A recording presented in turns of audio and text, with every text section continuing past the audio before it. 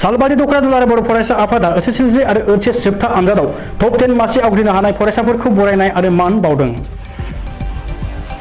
बाक्सा जिल्लानि सालबारि महकुमानि बेन्दोङाव थानाय सालबारि senior secondary फरायसालियाव सालबारि दखरा दुलाराय बर' फरायसा आफादनि बाजायनायाव देग्लाय बर' बिजों फरायनानै एसएसएलसि आरो ओइचएस आनजादाव सेथि थाखोआव उथ्रिसारनायजों लोगोसे सालबारि दखरानि मादाव टप 10 मासि आवग्रिनो हानाय फरायसाफोरखौ बरायनाय आरो मान बावनाय जायो। बे हाबाफारियाव फरायसाजों लोगोसे बिसोरनि जोथोनगिरि बिमा बिफाखौबो बरायफायो। बे बरायनाय हाबाफारियाव इयुन जोलैखौ थुलुंगाखां होनायनि थांखिजों लोगोसे जायफोर फरायसाफोरा दिनै बरायजादों बिथांमोनाबो इयुनाव फिन साबसिन हामसिन खालामनो हायो बे थांखिजों लानाय जादों होननानै मिथिनाय जादों।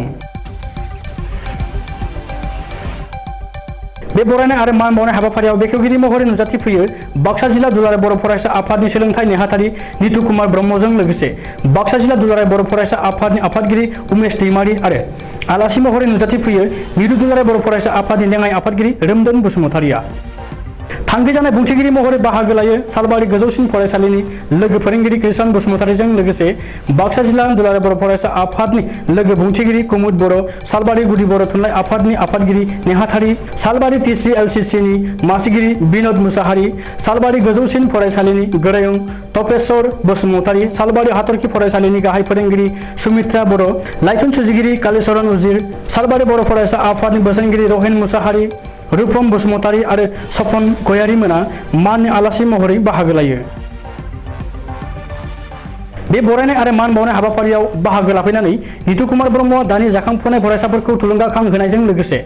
बराय जानाय फरायसा फरायसुलिफोरखौ हारिनि साफा साफा राफोद फुंखा सुबुं जानो हायो बेखौनो खावलायो आरो